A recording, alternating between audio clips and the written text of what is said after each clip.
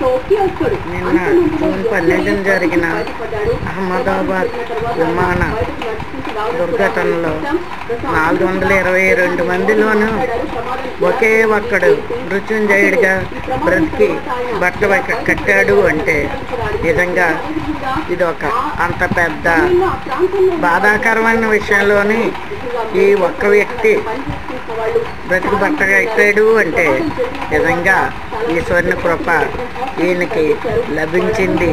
కావున ఇది ఒక పెద్ద అద్భుతంగా చెప్పుకోవచ్చును. నిజంగా కారణ జన్ముడై ఉండాలి. అందుకనే ఆయన పైన మాత్రమే 422 మందిలో ఈ ఒక్క వ్యక్తి మీదే ఈశ్వరుని కృప కలిగింది అంటే నిజంగా కారణ జన్ముడే. వాళ్ళందరూ కూడా ఇదే హాస్పిటల్లో చికిత్స పొందుతున్నారు. వాళ్ళందరితో కూడా ప్రధాని మాట్లాడి వారి ఆరోగ్య పరిస్థితి వాళ్ళ ఫిట్నెస్ ఏ విధంగా ఉంది అని అడిగి తెలుసుకుంటున్నారు. ఇప్పుడు మన స్క్రీన్ పై చూస్తున్న వ్యక్తే రమేష్ విశ్వాస్ కుమార్.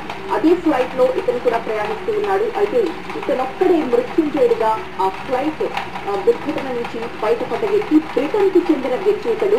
అయితే ఇండియాకి వెకేషన్ కోసం వచ్చి మళ్ళీ తిరిగి వెళ్తూ ఉన్న క్రమంలో ఈ ప్రమాదం జరిగింది. అయితే అతను కళ్ళు తెరిచి చూసే సమయానికి చుట్టూ ఏది చూసినా కూడా పొగ, తన ముందు మృతదేహాలు, కొన్ని మాంసపు ముద్దల్ని తను గమనించినట్లుగా చెప్పారు. ఆ ఘటన నుంచి తేరుకుని ఆ షాక్ లోని అక్కడి నుంచి లేచి రోడ్డుపైకి అతనికి నడుచుకుంటూ వెళ్లి అంబులెన్స్ ఎక్కిన దృశ్యాన్ని కూడా మనం చూస్తూ ఉన్నాం. అహ్మదాబాద్ ఎయిర్పోర్ట్ లో ప్రస్తుతం మోదీ ఫస్ట్ అక్కడికి వెళ్ళి ఆ తర్వాత అక్కడ సిచ్యువేషన్ చూసిన తర్వాత